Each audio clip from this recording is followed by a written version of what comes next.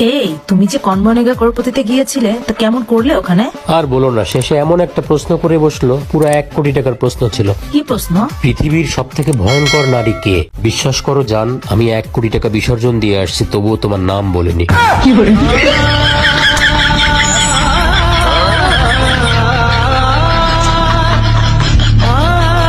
দেখো, ধৈর্যের একটা সীমা আছে, কখনো সীমা লঙ্ঘন করবা না। এতদিন তো টুম্পা ভাবির পেছনে ছিলে, এখন আবার সীমা আসলো কোথা থেকে? আচ্ছা, এত সন্দেহ কেন করো? তুমি কি আমারে শান্তিতে থাকতে দিবা না? জাউরাটা আমারে তো খাইছে, এখন দেখি আবার শান্তির সাথেও থাকতে চায়।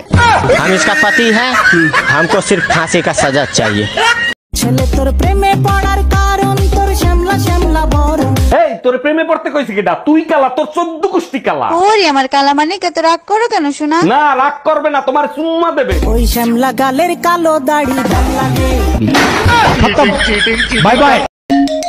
বারবার কেন ফোন দিচ্ছ? বলছি না আমি আর তোমার সংসার করব না। এই কথাটা শোনার জন্যই বারবার ফোন দেই। কোন কথাটা শোনার জন্য? এই যে বলো না তোমার সংসার আর করবো না, শুনলে কলিজাটা জুড়াইয়া যায়। কালকেই আসতেছি মাকে সাথে নিয়ে তোর কলিজায় আগুন ধরাইতে।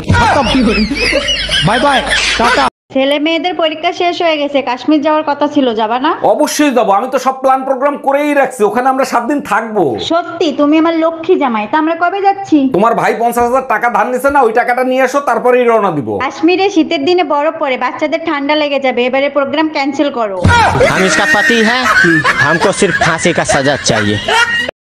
আচ্ছা আইভি, আমি তোর বয়ফ্রেন্ডকে যখনই তোর সাথে দেখি সবসময় এরকম দুঃখী স্যাড হয়ে থাকে, তুই ওকে ছেড়ে দিতে পারিস না? না, ছাড়তে পারবো না। কেন? কারণ আমি আমার সাথে ওকে দুঃখী দেখতে পারবো, কিন্তু অন্য কারোর সাথে সুখী দেখতে পারবো না।